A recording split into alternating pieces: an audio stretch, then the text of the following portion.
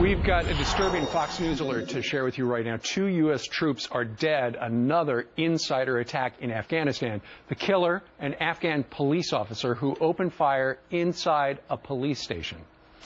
The attack just one day after our new Secretary of Defense, Chuck Hagel, took his first tour of Afghanistan, where he was greeted by bombs. It killed 19. And with President Hamid Karzai growing more critical of the Americans day by day, why do we keep giving him our soldiers, our money, our blood? Let's talk to Pete Hegseth, a veteran of the wars in Iraq and Afghanistan and CEO of Concerned Veterans for America. Pete, good morning to you. Good morning. Thanks for having me. So President Karzai says that the United States and the Taliban are working together because that way, with all these explosions and the attacks, it will just show that the United States needs to stick around in Afghanistan past 2014. That is one of the kookiest things I've ever heard. It really is. There's a lot of conspiratorial thinking there. There's a lot of inertia there. This isn't the first time he's made comments like this. He's threatened to join the Taliban before. He's called us occupiers before.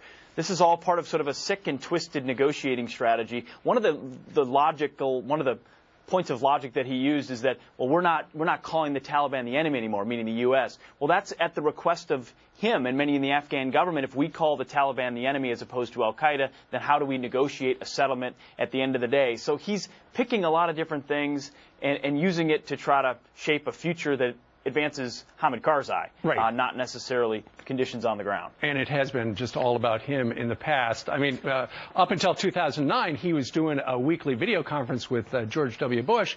And then when Barack Obama took over, Karzai at one point suggested that somebody in the administration was trying to oust him. So there's been some bad blood there. It's a very good point. With diminished influence and with diminished focus on the battlefield, no wonder he starts to edge toward our enemies or others when America's not there, chooses different options. All right. We've been talking a little bit about the sequester every hour.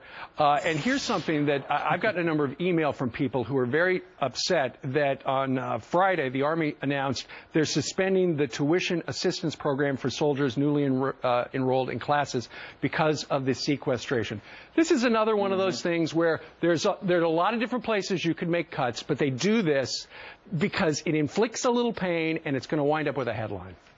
That's right. Talk about whatever's most forward-facing. So I got an email from someone as well. Hey, I just logged into GoArmy.edu, and I'm not going to get my tuition assistance benefits anymore. They know who's going to be affected by it, and it's all part of why these cuts are so stupid. They're indiscriminate, and then when they do have a choice of what to cut, they're going to cut the things that hurt the little guy the most, creating the most public outcry that nothing can be cut. There's stuff in defense that can be reformed, like no doubt about it. And Tom Coburn and others, his Department of Everything, has talked about where we can do it. But let's start with tuition benefits. Yeah. I'm not sure how that works. Well, how many times during the campaign did we see the President of the United States on college campuses talking about how I'm fighting for you, and now you're talking about with troops behind him. Right, and now you're talking about veterans who want to go to college and whatnot. Sorry, we're out of money. It's crazy. Nope, sorry, can't handle it. It's sick and twisted logic all the way around. All right. Pete Hegseth, CEO of Concerned Veterans for America, joining us from beautiful San Diego today. Pete, thank you. Thank you. All right.